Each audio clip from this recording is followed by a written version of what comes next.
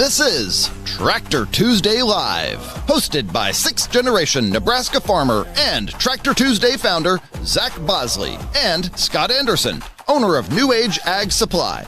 Join them each week as they sit down with farmers, innovators, dealers, and creators who are enhancing the culture within agriculture, right here on Tractor Tuesday Live. Hey everybody, it actually is Tuesday. We're live here at Tractor Tuesday Live. With me as usual from New Age Ag Supply, Scott Anderson. Today we've got a really interesting show that is a topic that even my wife is now interested in as we've started a family, homeschooling. So here with us today, I won't even try with the last name, but we've got Houlie here with us. And if you don't mind, just give us a little introduction and tell us who you are. Yes, absolutely. So my name is Houlie Duque. That's how you pronounce my last name. Okay, cool. So I was raised in Colombia, did private education through my upbringing, and worked professionally for about 10 years as an elementary teacher. Mm-hmm. And well, I also taught high school for Cambridge institutions. So that's like a very prestigious, recognized around the world type of high school. Is called IGCSE. Okay. And so in my experience as a teacher, I realized that even at the most prestigious level of education, where you have the best tools, the best methodologies, a good component is the networking in those in those networks of like elite, but other than that, I found that the value of the education and the true ability to take each student to their potential was not possible in a setting where you have one teacher to so many students. Mm-hmm. And so I was constantly frustrated because I felt like this career where I wanted to help the education of the future generations, I wasn't really fulfilling my role there. And so that's how I learned about homeschooling. Then I started doing some homeschooling for other families for about 3 years. And after that experience and realizing how impactful that type of education is, I realized when I have my kids, I will homeschool.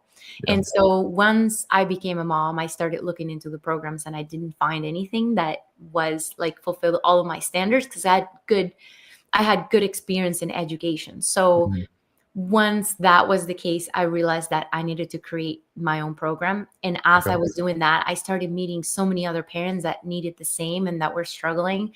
And so fast forward to this year now, we have an organization. We're the leading organization for personalized education across the Americas, not just because we teach in English and in Spanish, which is necessary, right? Like if you speak two languages, you don't want to raise a child who only speaks one language, but also because we've learned how to adapt the curriculum and the education to the gifts of the child rather than what happens in the system where the child has to adapt to it. Mm-hmm. And so when you do that, not just do you increase the engagement and the commitment, but you also create like a long-lasting relationship with learning, which in a time like today, where you're comparing following instructions, obedience, which is what is taught in the system, versus critical thinking, problem solving, conflict resolution, emotional development, all these other skills are much more applicable to the world today, but also the world that's coming up and developing with AI. So yeah, this is what we're doing now, and we're growing. We're helping so many families getting a really good understanding of what is a part of that barrier that has people saying, okay, homeschooling seems so intimidating, because it's a change in like it's like a change of paradigm. It's like we all thought for generations that the education of our children is something we should outsource, and it kind of stripped away the confidence that we would have to prepare our children for the future. And so now we're taking that power back, and so you see a lot of insecurities in the parents to do that. And so that's a big part of what we do as well, like letting the parents know there's nobody else that could be the ultimate trainer teacher for your child. You just need to have the proper setup and the proper tools to do so. And so, yeah, that's what we do. Yeah, that's awesome. And I think, how it ties in with agriculture is, like Scott, for better or worse, he's in the absolute middle of nowhere. And I think if your children went to public school, Scott, what type of drive would that look like? Well, they actually have busing out in the Okay. out in the boons where I am, and I'm like, if I were to drive to Millette would be the closest town from the farm, and that's about 17 miles, Okay. 17 or 18 miles one way. Yeah. Yeah. And it's just, You know? There's a common theme there because, even so many people that their wives work off the farm, is the benefit of that, really something. And, you're commuting, upwards of 40 miles in your situation, potentially for an employer or an educator, it's a lot of road time. That's a lot of another depreciable asset that's going to get some wear and tear. But most importantly, it's time away from your family. And I think what's so unique with farmers, the way I grew up and, we're farrowing sows and, there was a lot of, activity going on collectively as a family, and the discipline was already there. So you had a mom and dad to look up to, and, you asked a lot of questions to, and then if you give that confidence to a parent, and then give them those roles to empower those roles, at least as an educator, I think that's a really strong point that you mentioned, Houlie, that I think resonates well with me, at least, is, who could be a better teacher besides mom or dad?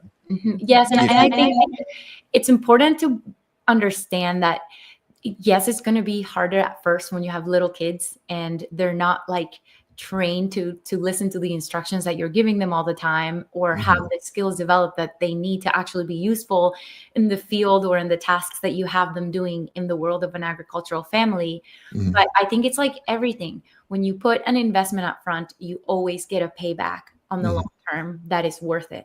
And so when you choose the easy route up front, that always pays off, like that always gives you consequences down the road. Right. It's like, sure, it's easier, instead of taking care of your child and giving them your attention, to put them in front of the screen. But that's going to fry their dopamine receptors, and it's going to make them develop addiction issues down the road. So even though Can you talk about that for a minute, Houlie? Yes. Like your experience with screens and stuff, because we really struggle with that. Yeah, it's a trending subject right now, because it's so easy. Like, technology is definitely a tool and a skill that you want to give your children, right?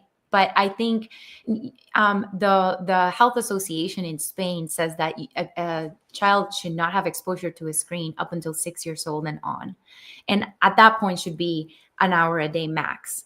And so we're seeing people that, we're seeing on Netflix shows being made for babies. And what these shows are is that they figured out how to keep a child engaged with this, like looking at the screen. Essentially, it's dopamine hits. So like these bright colors and these loud sounds, and there has to be like a switch every 5 seconds. So in our biology, dopamine is there to help us chase that relief of the dopamine, or that feeling of the dopamine through hard work. But the screens are giving that dopamine reward from nothing, from sitting there passively. So it's creating the opposite effect. It's like going backwards. And there's several studies that have shown how the kids that are outside all day, or 3 hours, outmeasure their peers everywhere, like in communication, in mathematics, in academics, in everything, compared to the kids that are exposed to screens early. Yeah. So it's a you have to think of like the people that are making those shows. They're not making them, I wanted to help the next generation. It's a business, and they get more out of their business from keeping more people on. And so you have a child that has no self-regulation or self-discipline, because they're two in some cases. And so it's a really good way to mess up your child early, because it's going to be hard. It's like it's an addiction. I don't know if you noticed, but every time you put a child in front of a screen, once you take the screen off, the reaction that they have in that moment, it's chaos. It's a withdrawal. It's like that you've just taken this drug away. Yeah, yeah, exactly right. And I've never been around a crack pipe, but I can imagine if you pulled it out of a junkie's hand, it's Yeah. very similar. And my wife used to be, she did preschool, and then I think the last year she taught, she was a second grade teacher. Mhm. And so she's always been very, in a nice way, very discipline oriented and always against the screen time Yeah. situation.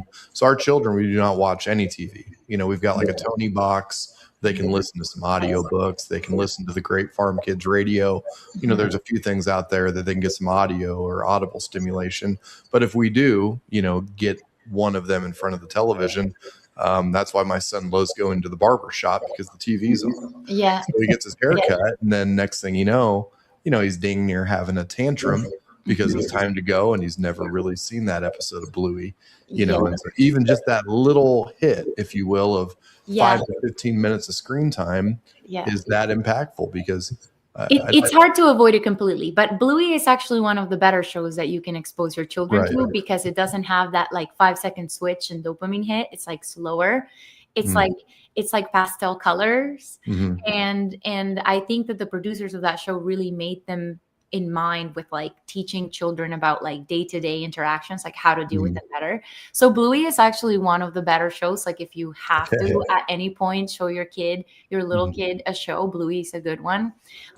Is one of the ones, it was one of the only ones that I ever let my child watch. And when I let him watch it, his first language is English, second language Spanish. He can only watch it in Spanish. So at least when he's watching, he's like trying to put extra effort in figuring out what's going on, which is not completely passive. So yeah, that's interesting. Yeah, I like the style there, or the logic behind that. It makes a lot of sense. And yeah, one of our employees at Tractor Tuesday is bilingual. He's from Germany.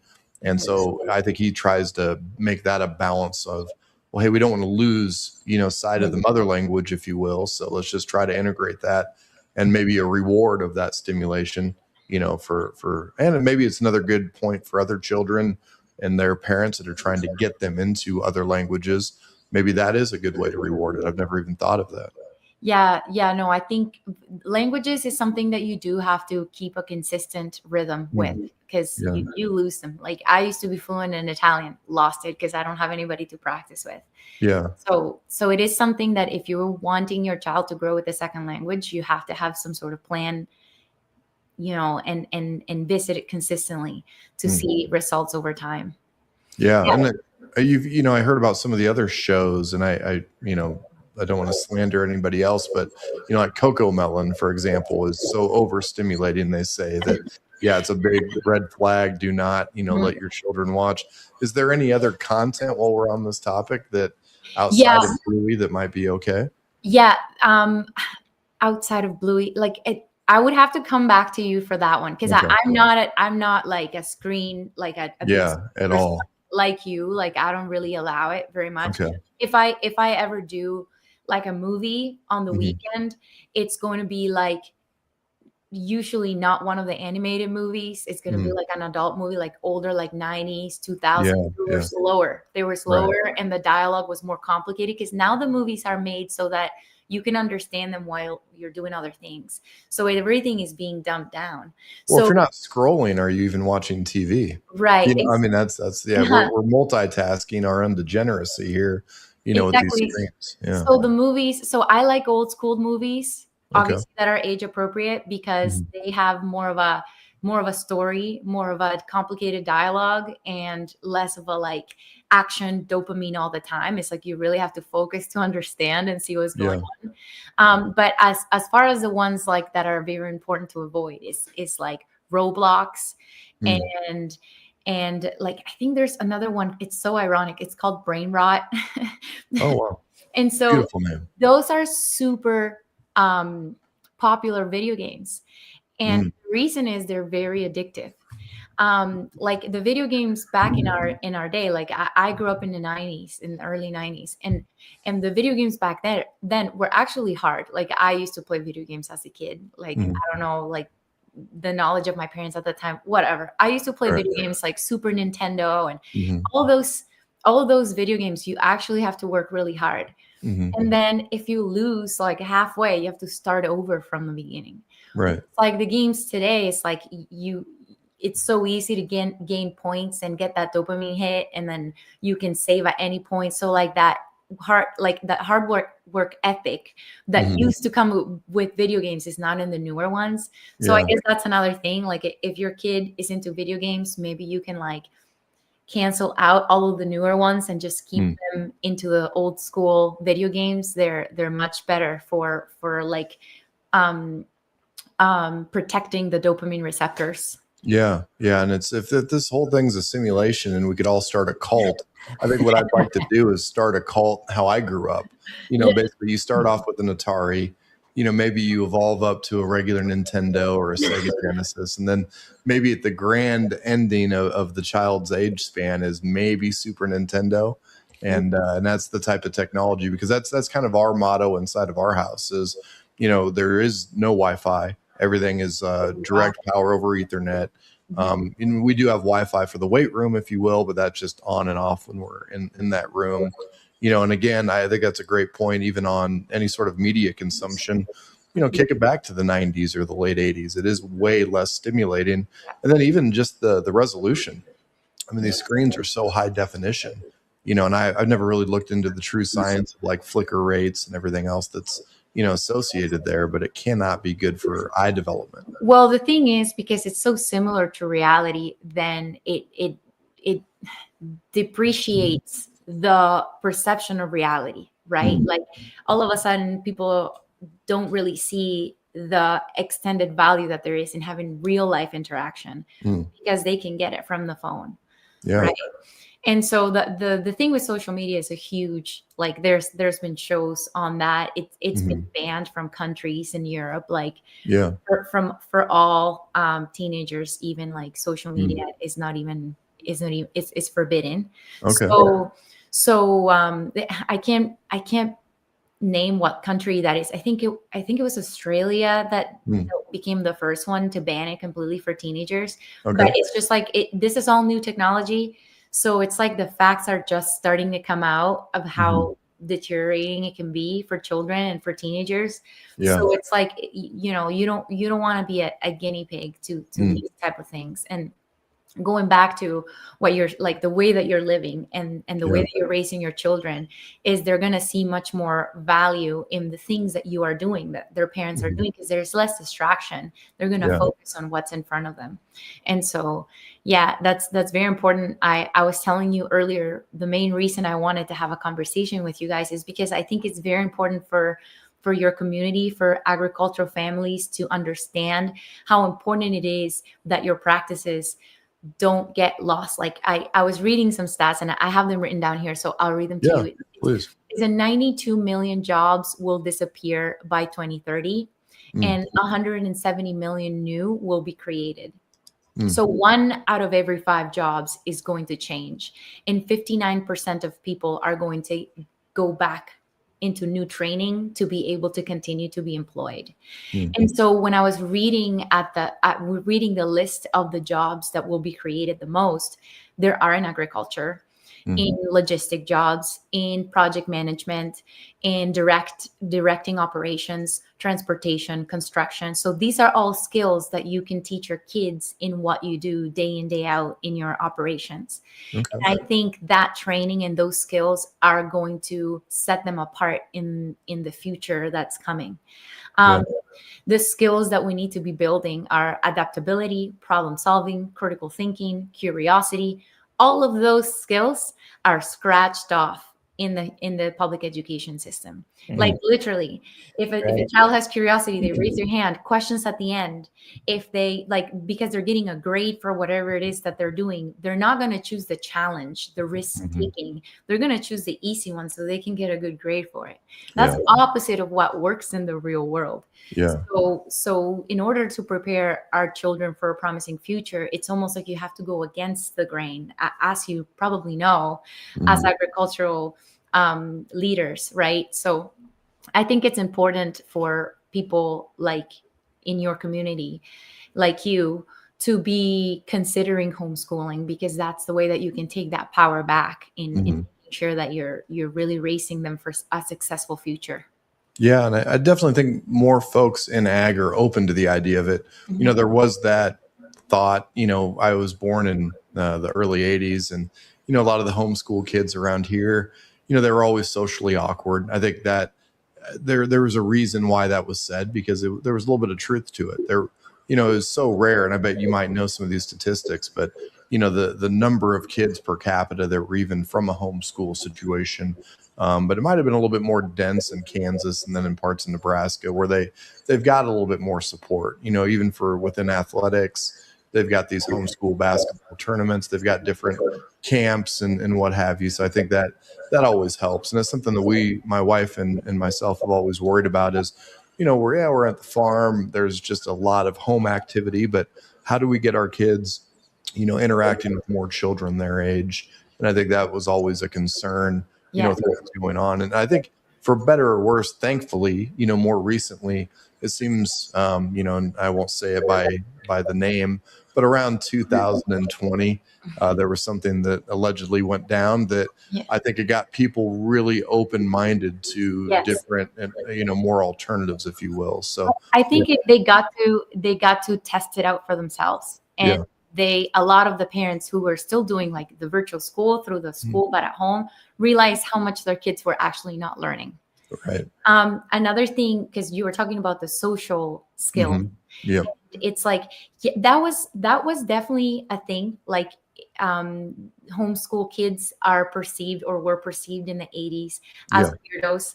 But when it comes to social skills, when you look at the stats, it's like, I think it's 86% of peer review studies all agree on they measured homeschool kids compared to institutionalized kids. And that means private school or public school or whatever it is, on social measures, like leadership, like peer interaction, like acceptance, tolerance, like empathy skills. And the homeschool kids outmeasured the institutionalized kids everywhere. Yeah. Actually, science behind that, especially in the elementary ages. Yeah. Children have to, like, it's a part of their emotional needs, like for survival. Like, it's programmed into us. If you're not a part of a community, you won't survive. Yeah. So when you send your child away to a group, like, and they're not just there for like an hour for a sports class, they're there all day, Monday to Friday. So they're technically spending more of their waking life with other people than you. Yeah. And they go in, and there's, let's say, 30 peers to a teacher. The interactions are going to be more common among peers than with the teacher.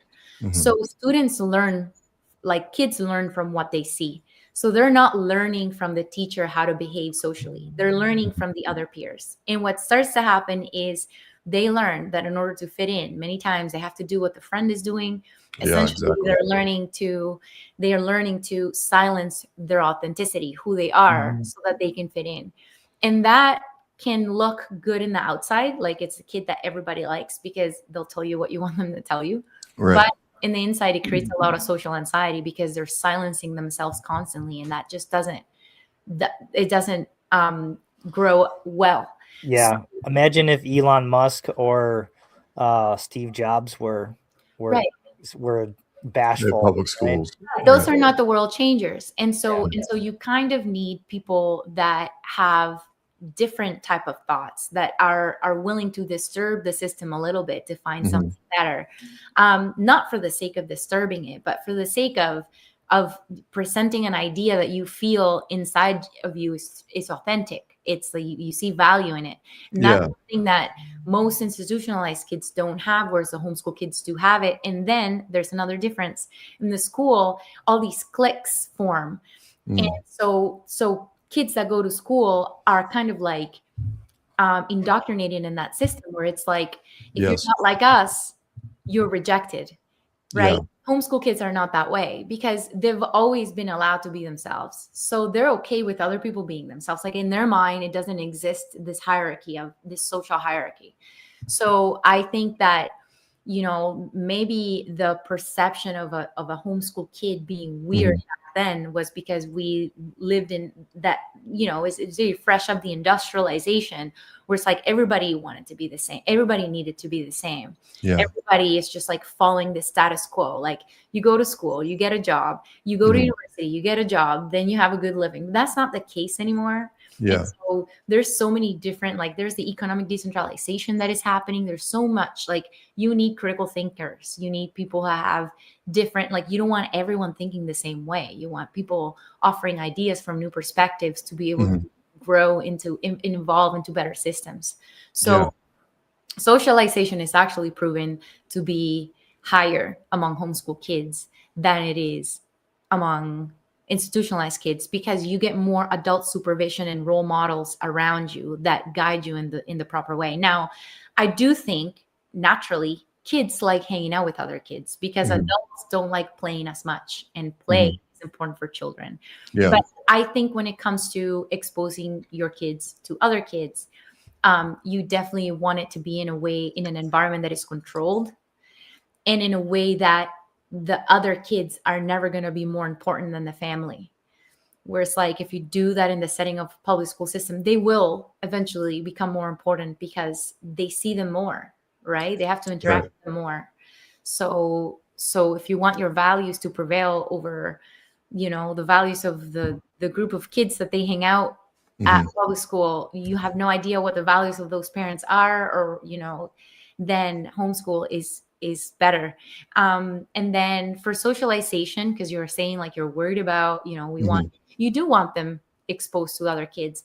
The way that a lot of homeschool people do it is through, like, you put them in a tennis class or in a judo class or whatever, like the multiple sports classes.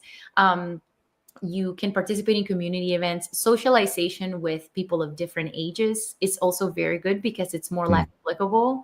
Like, you look at your friends today, like you're not all the same age, right? Right.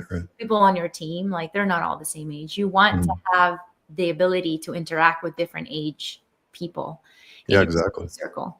Well, no, and I love how you responded to that, because I said that hoping to get a response out of you. And that's how I know you're a great guest, Houlie, because we've had so many really cool guests on the show, and it always works the same way. I'm thinking of the next question as you're basically answering that in 2 counts. So that's big. And I think, you mentioned a lot of really interesting points, and I don't know what the true number was. Maybe the statistic's way off. And when I ever quote a statistic, I usually just make it up. But it was something around 88% roughly of the time you spend with your child is basically been finished once they go into kindergarten.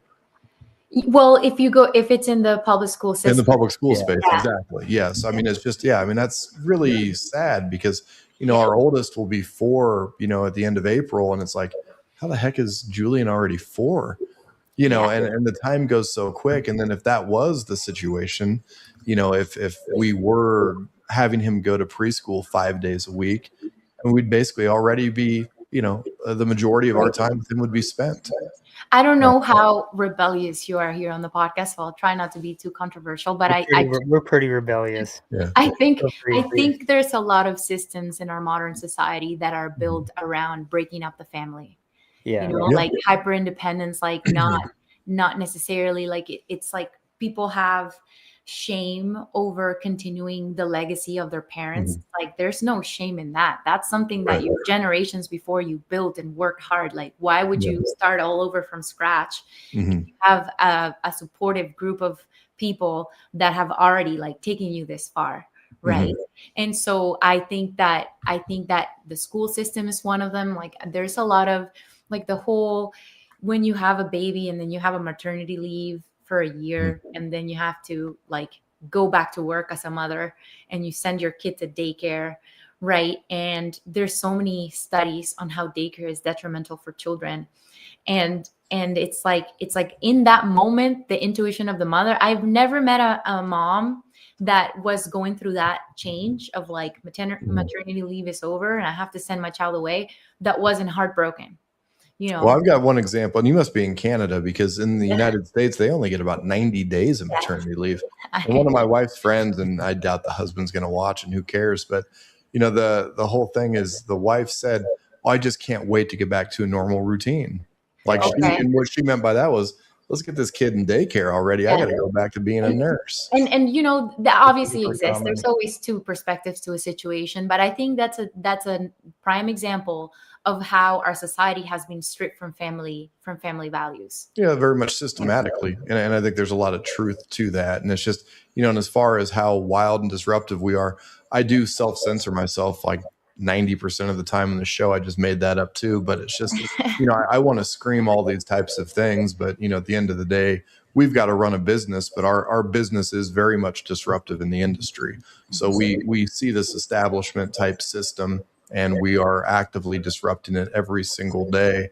And we know we're doing the right things because we get a lot of threats and a lot of other things. But, with all that said, I'm thankful that, with the different age groups of friends that I have in my community, there's really not that many farmers in their early to mid 40s like myself.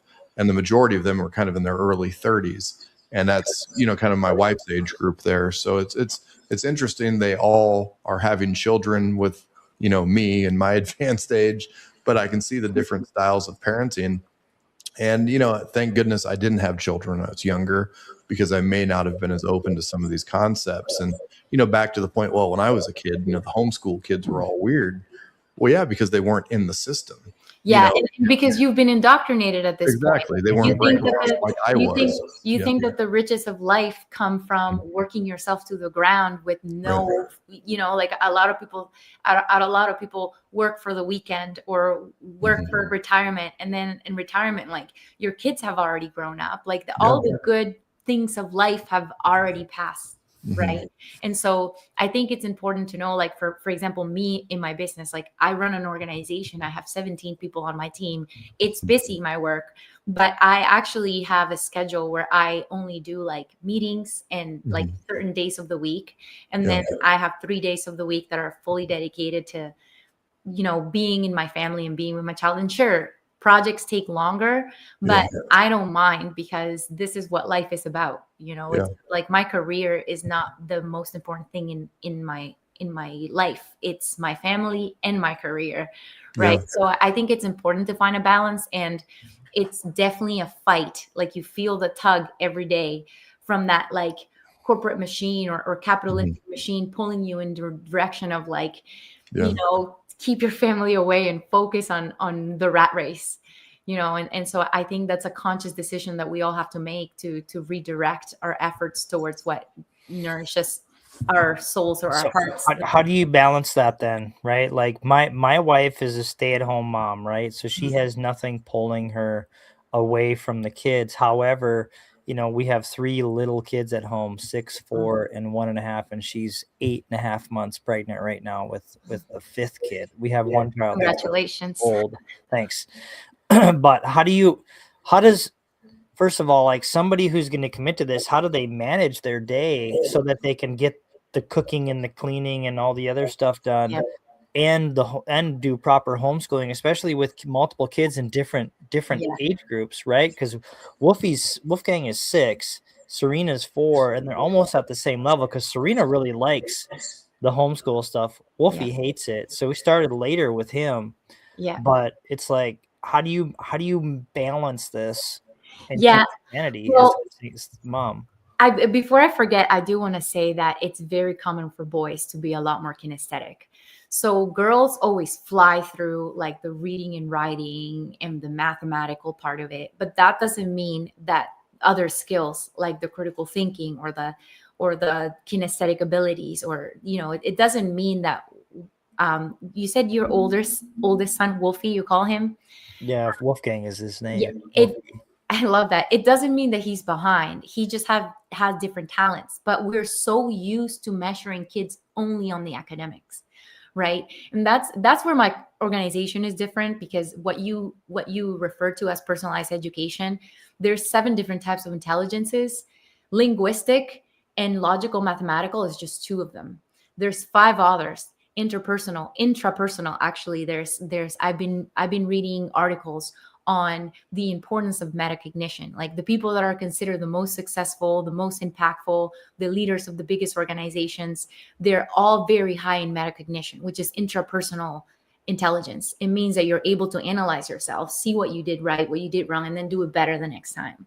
And just because you don't know your ABCs or you can't read chapter books doesn't mean that you don't have other intelligence that can be applicable to the real world. So I just want to make that observation that like no kid is behind just because they're maybe less prominent in the linguistics or in the mathematical intelligences. Because I do think that's a construct of the system. And so back to the multiple kids family. It's not easy. I'm not going to like talk to you here and pretend that it's easy. But I think one of there's a few principles. I actually talk about these principles in the masterclass that I'm sharing with your audience. It's free. It's to create a family rhythm. And one of the things that you want to do is compartmentalize.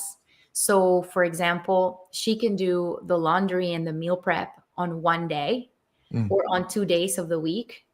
And then 3 days. We have to do laundry every day. Okay. I get there's a lot.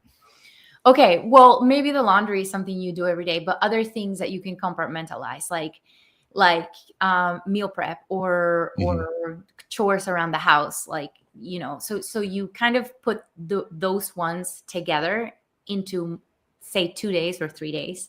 And then you cook everything fresh, right? Because the microwave is also a tool that you don't want to use, right? So when the kids have eggs for breakfast, or we have, you know, usually meat, our kids are mostly carnivore, you know, so it's eggs and a lot of meat, some cheese, and there's a so can you because I'm the same, I have a very similar diet for my son. And breakfast, yes, you have to cook it every morning, like that's obviously what it is. But like the lunches and the suppers, like you can cook for 3 days, right? Yeah, and it's just, I think, getting a good routine. I think that's a lot of it. He's looking at me like, I don't know if that's the best way to do it, Houlie. I know, you just got to be organized. And I think that's a lot of it. And, you know, and that's something that could be lost upon so many people, because it's just, you know, again, with addiction, it is extremely easy, even if it's a good, you know, quote unquote fast food place, you know, call it like a Qdoba or, you know, whatever you think that better than McDonald's place is, you know, it's very addicting. And I think then people fall in that routine, and setting those standards and at least outlining it, like, hey, have you ever thought about, you know, compartmentalizing? So then you are going to have, let's say 3 days or 2 days. I do 2 days of homeschool per week. And my child is flying. Like he read his first book today at 2 days a week. 2 days in a week. So like how long is the homeschool when you're doing it? It's about an hour and a half of the actual sit down work. So in our program, we give each family like weekly packages, and the weekly packages have about 5 activities per week. So you can do 2 of those activities one day and then 3 activities the other day. And then that's it. Those are the only 2 days. We sit for about an hour and a half. He's a boy and he's very active. So how old is he? 5 years old. Oh, so he'd be like Wolfgang then. Yeah. And he just read his first book today. And when we first started doing the letters, I was like, there's no way this child is going to learn how to read. Like I was like, I'm blending words and like, it's not clicking. And then, but consistency, like 1 hour and a half, 3 hours every week. And we're halfway through the year. And today he's like working his way through the book. Like it's consistency in every case beats intensity. You want to choose something that's easy enough that you can sustain for yourself, but that keeps your child in that schedule of like, okay, today I'm going to sit down and challenge myself with these things that maybe I don't love to do, but I know that they're going to help me be better. And so that's it. And another really important tip is like, I don't know if you've heard this concept of eating the frog in the morning. No. Have you? It's like you take your most difficult task of the day and you do it first. Like as soon as you breakfast, all the morning routine, whatever. First thing that you're going to do is the hardest, because it's a proven that, and I don't know the stats for that one, but there's a whole book about it with all the stats and I think it's called Eat the Frog in the Morning. I think that's what it's called. Yeah, it's interesting. And so for the program, we can talk a little bit more about that specifically, and we'll share the link in the description of this video. Hopefully more folks are open to this and can really get their hands on some of that material and go through the masterclass with you. But at what age do you try to introduce this, and then get more of a structure deployed? So we have all classes from preschool all the way up until grade 12. Now, Okay. a lot of like preschool is controversial. A lot of people say like, Hmm. don't do preschool, like that's, but and so our preschool is not like academic by any means. It's all Okay. games, it's all multisensory, sensory exposure. It's like what the kids need. Yeah, Now, cutting and coloring and gluing and creating stuff like that. and yeah, cutting and like using rice to make shapes on the rice with your fingers, Right. and using paint on the wall, and doing drawings and listening to stories, and it's all just to kind of prepare for the stuff that's coming later. But Mhm. it's all play based, and I think it's important Okay. to make it play based and to make it interactive so that they can enjoy it, because trying to sit down a 4-year-old or a 3-year-old for too many hours a day, it's actually bad for their development. And so if you are the type of family who you can just go outside for more than 3 hours a day every day Mhm. with your children, then you probably don't even need to do any of these multisensory, because you get it from like being out in the mud, touching the trees, running over rocks, like Yeah. throwing like you get that. Mhm. Except in this life, a lot of people find it hard to do that because there's other things keeping them inside and work that they have to do. So this is a good program to like making sure that your child is getting that input that they need and that stimuli that they need Mm. through their senses, while you're inside. Okay. And then in kindergarten is when we start the weekly packages. And then we Okay. also do 2 group calls like every month, one in English and one in Spanish, so the kids can get together and like share the things that they're working on. It just gives them community, gives them belonging, gets them to interact with different people around the world. Like we Hmm. have people from all the states. Like we don't have anybody from Nebraska yet, actually. Oh, okay. And we have people in Argentina, in Uruguay, in Mexico, in Hmm. Spain, in Italy. Like it's really cool to see kids from all over the world doing things that are similar to what you're doing. And what's cool too, and I'm sure you see that in the homeschool co-op that you go to, is like it's families with similar values. So all these kids are like geniuses because they have parents that care about them and that are constantly being a part of their learning. So Yeah. it's not like you're like exposing your child to the average person. It's like you're exposing your child to the average family that really cares about the education of their children, which is cooler, and it's relieving Yeah, as it is. when you're putting all this effort. Yeah. Now, and I don't want to use these types of words, but for a family that is kind of stuck in the matrix, if you will, and they're starting to wake up a little bit, and they're probably still underwater, but is there any signals? Is there any cues or dog whistles, or what do you recommend?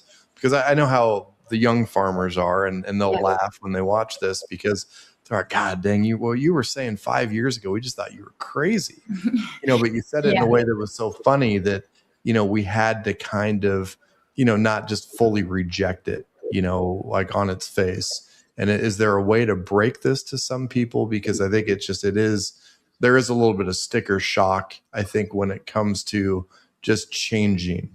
And what Yeah. would you recommend there? Yeah, I think that it's like for me and for many of the people that have come to me like looking for support with the homeschooling, where they tell me like I'm just starting to wake up to all this stuff. It's like when you look at everything, it's like everything out there is built against you, is built Mhm. against you finding your full potential. So it makes Right. sense that it would be the same. Like if you look at like, okay, I'll give you this. John Rockefeller, he was the one that founded this, like he's the one that invented the school system. Mhm. And it was invented during the Industrial Revolution. A lot of families back there were farmers, and the kids were with the farmers working on the fields, Mhm. learning everything at home. They were homeschooled back then. Right. And then they switched to the factory. So they need to bring all these workers into the factory. They bring their kids because there's no schools back then. They Right. bring their kids, and then the kids start having accidents because they don't know how to follow instructions. They're like Right. kids, right? And Mhm. so they're like, okay, these kids are losing limbs, like terrible things are happening. We need to send them back into training. Yeah. And the whole purpose of the school system was to create workers for the factory, was make them obedient, make them follow instructions. Those are the 2 things that matter the most. kill their critical thinking. There's a study in Harvard that shows like they follow along kids for 9 years, could be 7. I think it's 9 though. And they see like before they enter the school system, it's something like 88 or 80 something of them have the potential of genius thinkers, like the creativity, the problem solving, the curiosity. And as the grades go by, the percentage starts to drop way below. Like even I think at the end, it's like less than 1%. So the conclusion in the study was that the school system was killing their potential to reveal their genius. And so John Rockefeller invents this school system. And there's a famous quote by him. I hope that I'm saying it right. It's something like, we don't want a generation of thinkers. We want a generation of workers. And so that might have been the right thing back then, to fit into the system, to fit into society, and to not be a weirdo back then. But that system is not sustainable, because you're seeing now being a worker and not a thinker doesn't serve you in life.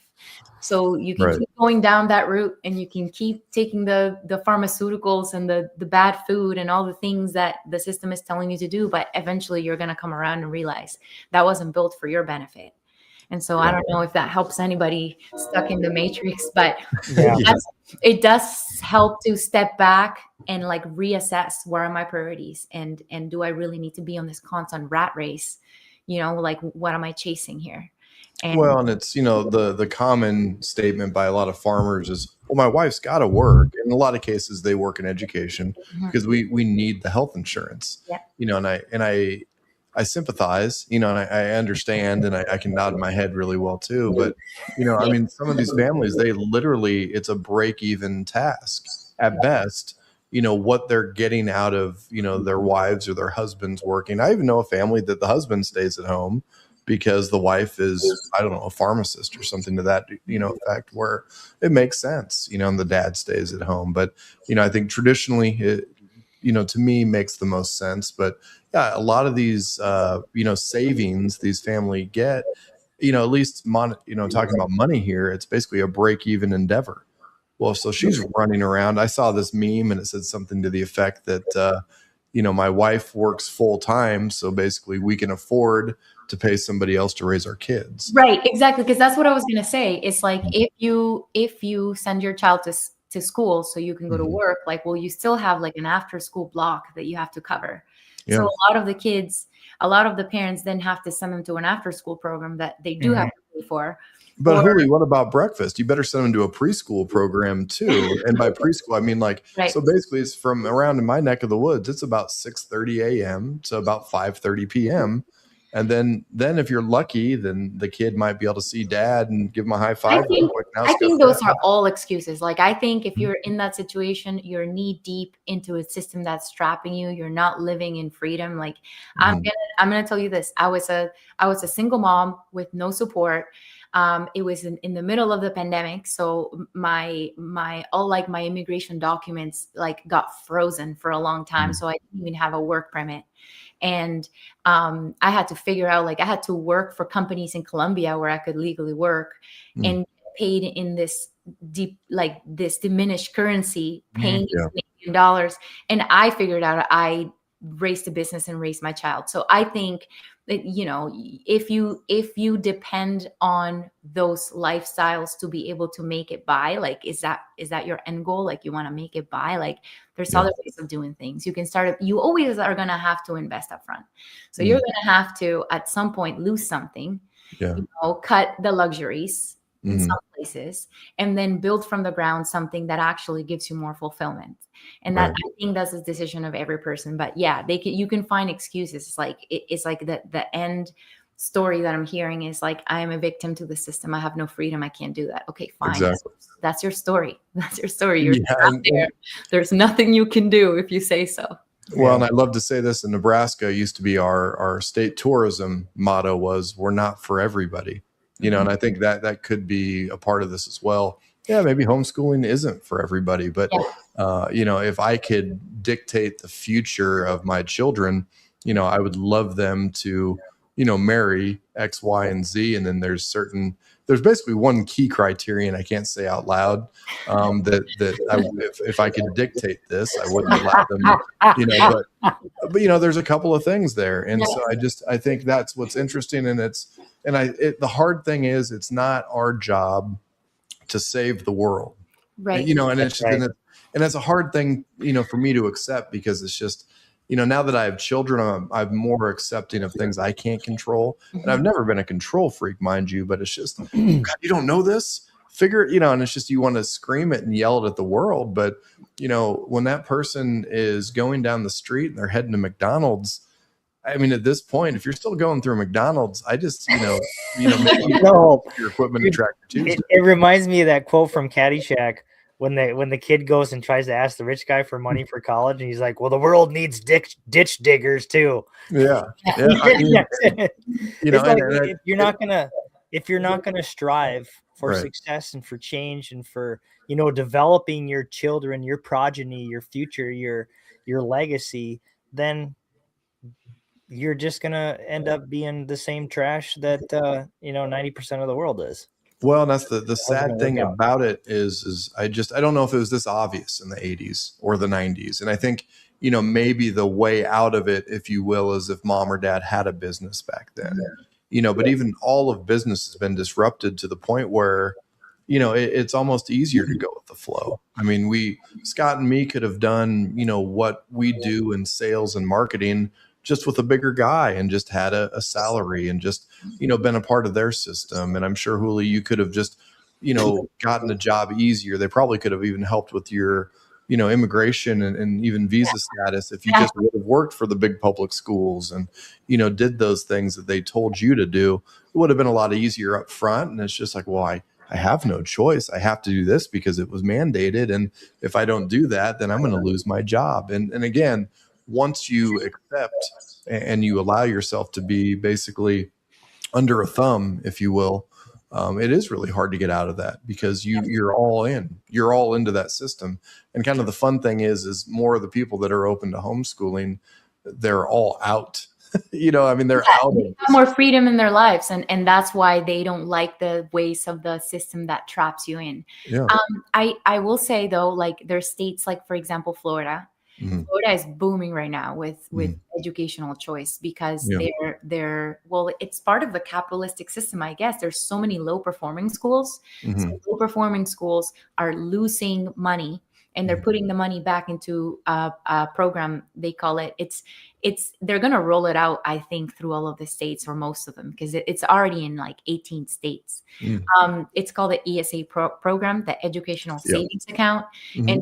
And so in Florida, it's called Step Up, and each family gets up to, like, depending on the county you're a part of, but the counties, the districts where you have the worst schools, they have more budget for their education. So each parent is claiming up to $11,000 a year to invest in the education of their children. Yeah. And it's like exploding right now because people are realizing you can give your child way better opportunities. Where it's like, I think, like, don't quote me on this because I know that the number changes, but it's somewhere around $35,000 it costs the state to have a child go to school for a whole year. Right. That's crazy. So instead of giving $35,000 to the school, they're giving $10,000 to the family, and that's already changing the game completely. Yeah. So I think it's open to the fact, like, so back in the 80s, I think there was like 18,000 homeschoolers. There's 5 million now in the U.S.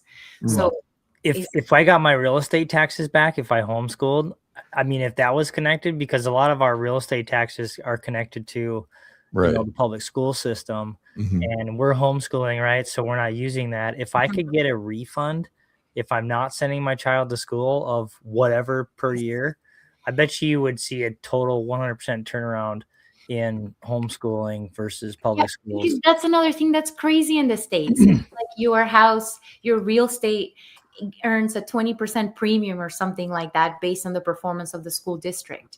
I think that's crazy. It's essentially saying, like, okay, now the kids, the performance of the kids they hold the responsibility for the value of our real estate. And I understand the logic behind it. Like, you want your kid to go to good school. So, but I don't think it works that way, because it's been proven through many studies that in every case, children, when they have grades to measure them, they perform lower. So somehow in Nebraska, the whole school choice movement got voted down. They, for a state that's relatively free and open. I think is it Corey DeAngelis? I can't remember his name, but he's kind of the driving factor that goes up against all these school unions, and they try to come up with it. Because I think in Iowa, the last I knew, like 12 years ago, the cost per public school student, was somewhere north of $18,000 a year.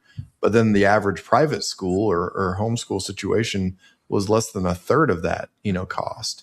And, it is unfortunate, but again, that's how the system works. They basically it's a numbers game. It's a compliance rate. Group thinking, and they need sheep to control. And so that works better when you put everyone in one single room. Yeah. Yeah. Oh, and that's the sad thing is just, I mean, for a lack of a better way to describe it, it is almost necessary. And not everybody, again, it's not my job to yell and scream at my young farmer buddies and, tell them that, you shouldn't do this. And why did you do that? It's their experience. They're going to learn it. And even if a kid goes through public school, K through 12, thankfully there's so much more of this information out there. They may not repeat that, with their generation. And I mentioned before the show, we have a really cool situation in my town where, basically K through 12, it's 3 days a week, it's private, and it's most of the homeschooling type families, their children are going there. And it's kind of the best of both worlds in theory. That's really good, because it gives you as parents a break to focus on other things, but then it also gives you participation and doesn't strip you from all the time that you have with your kids. It's a good balance. But it's amazing the mandatory, being involved in public schools and, the truancy and, literally will throw the mom and dad, behind bars if they don't. Yeah. I mean, it's amazing. The agents of the Matrix will come get you. I actually had a case where I had a mom from Uruguay, and she pulled her kid out of school because they were giving them screens. They were she didn't feel happy with what she was learning in this private school where she was paying $12,000 a year for her to go there. She pulled her out to start homeschooling. She signed up with us, and then the private school sued them for child abuse, saying that they were stripping their kids of the rights to education. So they went to court. And they won the case because they showed them all the work that the child had been doing with our program. And then they showed the work that she'd been doing with the school. And the court was homeschooling is gray area here. There's no regulations, in places like Florida, in a lot of states, there's regulations. It's you have to send a letter, you have to keep a portfolio. In some cases, you have to do an evaluation, right? Yeah. So that kind of keeps homeschool easy to regulate and keeps it legal. Whereas in places where it's the law says that every child has a right to education and that parents are allowed to give education, but it doesn't give you it makes it easy for somebody to sue you. Then you have to prove all this in front of a court. Anyway, they won the case, and it's actually creating some momentum because now a lot more Uruguayans are starting to homeschool as well. That's great. So how does your homeschool program work, and how is it different from everything else out there, that inspired you to create something different? Yes, absolutely. I think the first premise that helped me make this different or better is that I was actually trained in Montessori and Cambridge, which are models that only a reduced number of people can actually afford to go to a school like this. Cambridge is $2,000 a month. Waldorf is $3,000 a month. Montessori is $1,000 a month. So I know all those methodologies. And then I've also spent the last 5 years talking to so many parents that are in this world of homeschooling and learning those barriers. So helping them create family rhythms that work for them, and how much schooling is actually necessary for your child to move ahead, because you don't need to sit them behind a desk for 8 hours to make it work every day. And so it's the knowing of all those things. And now our AI is being powered to do what we were doing manually before, but we're going to be able to do it better and faster and for more people. So we do an intake form where we take into account the hours that the family has to sit down with the child, the hours that the family would like for the child to work independently, their level of agreement with screens. Like, are you completely no screens, or like, are you okay with like, 1 hour a week, depending on that. Some parents do have to rely on that. Then we take into account an assessment to learn what the dominant learning style of the child is. Because if you have a child that's a visual learner and you're trying for them to learn text-based, all these concepts, they're not going to learn fast enough, because it's just like not the way that their brain can compute it quicker. And then we also do a multiple intelligence assessment. So we find out where is their area of genius, and then we use that to develop it. The parents can also do subjects that the kids are obsessed with, and then we do a project around that to increase the engagement. But it's all based on project-based education, experiential learning, which is like superior than all the other types of learning. And then at the end of it, with that portfolio, which you can save right on the platform, some states require an evaluation of the portfolio, and so we're also able to give certifications to those people. In the places like Uruguay, where they don't have regulation, what we do is we give them an American like diploma of like graduation of this grade level, and so they have an official document. And so, yeah, that's how it works. But on top of just giving the material, we have a teacher that's checking in with each one of the families, see how they're doing, if they're needing any extra support. Because I find that's a big thing. Like, you don't have the confidence to go and say, I'm going to be responsible for the education of my child. So having a person that you can ask questions, that can help you redirect you if something's it's happening. Like the other day, one of the moms, like, I have my own group of students. Like, I have 6 teachers in my organization, but I also have a group of students because I love that part of my job. And so she gave me a video of her child writing down, and I was like, oh, like, we need to work on their pencil grip. So I sent her like a little video on how to like correct the pencil grip. And so those are things that you do want someone kind of checking in with you constantly for accountability, for support and different things. So yeah, that's essentially how we work. We do the monthly calls too. So then the kids stay connected with each other, and they have like something to look forward to, present what they're doing. And do you keep the program going throughout the summer? Yeah, because families start at different times. So everyone is on their own schedule. So we adapt to the schedules. But for example, if you're in Florida, you're gonna have to submit your evaluation by June, so you can start again by the next. Like some states have a schedule, I see. some don't, but we adapt to anything. It's not like we're on and then we're closed. We're just we're open all year round, and different families are on their own cycle. Yeah, we try and do homeschool every day. And sometimes it's 20 minutes, sometimes it's an hour, sometimes it's 2 times a day for a total of maybe like an hour and a half. Like, especially if I'm around. We were just in 2 months in California, and I'm home like most of the day when we're there. And so I will do homeschool. I like to do homeschool with the kids because I can see like where they're at and if they're struggling with anything, and it's a fun activity to do with them. Really, it's nice for them too to have 2 different role models, because you're going to operate differently, and so it makes them adapt. Which adaptation, we know, is an important skill to develop for the future. Yeah, no, it's great. So, what does it cost to use your program? Is it hard to answer that question without the? It depends on the level of like participation that you want, but it's around like, and it's different for different states. But because some states require like 8 subjects, and so we have to do more for them, but it's roughly around $3,000 a year. Yeah, that's not bad at all. Is it online? Is it textbooks? Is it a combination of everything? Printouts? So the platform is downloadable PDFs. Like, that's, you print out your activities, and that's how you have it. If people like videos, like the PDFs will have links to certain videos. Sometimes we also like, say we have a dyslexic student, so I'm gonna send, like, we have a little budget to send mail books to their houses. It's like, okay, work on this book alternatively as you're doing the activity packages. So it's a little bit of everything. It's essentially, you have like your curriculum, and then you have your teacher that's making sure you're giving your child the best education possible. Awesome. What about disabilities? You know, like if you have a child with a speech impediment or a slur or like you said, dyslexic, like how do you address that as a homeschooler? Yeah. So for speech, so a child with a speech impediment on top of the curriculum, which will have to be based on their dominant learning style. Like obviously there's a learning style there that is very weak. So we have to work on the ones that are strong to teach new concepts. And so we teach everything else, but those type of families will also need a speech therapist at home, which in most cases the government will fund for them to see that. But even if they were in school, they would need that. So that's how we if it's dyslexia or dysgraphia, we supply them with the books and resources and board games and stuff that are going to help them.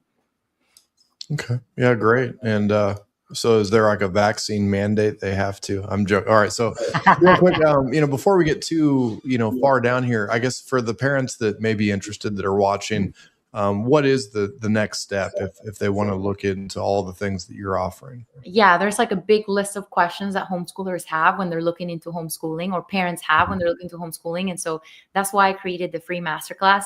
It'll answer all of your questions. Then at the end, it'll give you kind of like a walkthrough of my platform. And there's an opportunity there to do a one-on-one with me if you're interested in being a part of our program. But even if you're not, that 30-minute masterclass is going to answer all of your questions to help you get started. I even put the resource there that is going to help you find out what are the requirements for your state, like what you need to do, how you sign up. So yeah, it's all in that. So that's the next step. Click that link and sign up for the masterclass. Yeah, awesome. So your website's HomeschoolToGo.org. Yes. And I see on your homepage here, the Homeschool to Go masterclass, it's free. It's like one of the first buttons. Right. If you go to HomeschoolToGo.org, first screen, you'll see the button. So you can do that as well. Okay, great. Yeah, and we'll make sure to share that as well, and then have that in the video description. Houlie, for all that we've covered today, we've got your domain kind of figured out. I think make sure you get a .org, HomeschoolToGo.org, O-R-G. Do you have any final thoughts today? I know we were all over the place, and I probably did. No. I'm very grateful. This is a great chat, you guys. Thank you so much for having me on your podcast. I love what you're doing. I love the conversations you're having. I'm just happy to be here. Thank you so much. Yeah, no, it's great. And you were an awesome guest. We're happy to have you here. Scott, do you have any final thoughts today?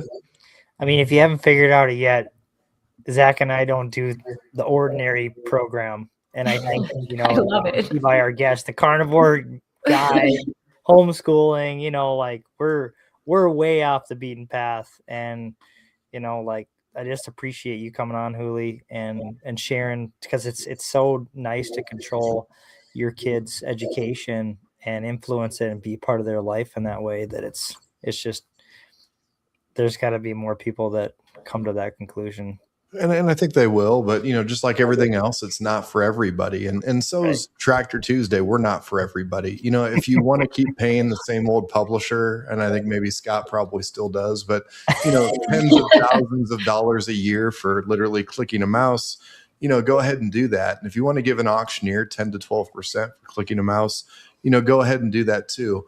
But if you are willing to take the next step and have a little bit of responsibility and do things yourself, you can go to homeschooltogo.org. But you can also go to tractortuesday.com and you can click your own mouse. You can control your own destiny. You can sell it yourself with us at Tractor Tuesday. And that's the big thing. And we are trying to disrupt, and maybe not as intentional and as orchestrated as it could be for things that really matter, like education.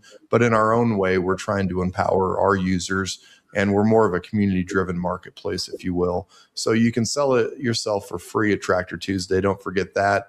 Also, make sure to like and subscribe to everything that we're doing. Our schedule's so all over the place, we never know when we're going to go live. So please sign up for the notifications. If I'm still breathing, we're still doing the show next week, and we've got some more awesome guests too. But for Houlie, awesome guest. Thank you for all the information. And there's so many things I could say, but I think where my head's at. So again, with that, for Scott Anderson, New Age Ag Supply, I'm Zach Bosley, Tractor Tuesday, and thanks for tuning in. We'll catch you next time.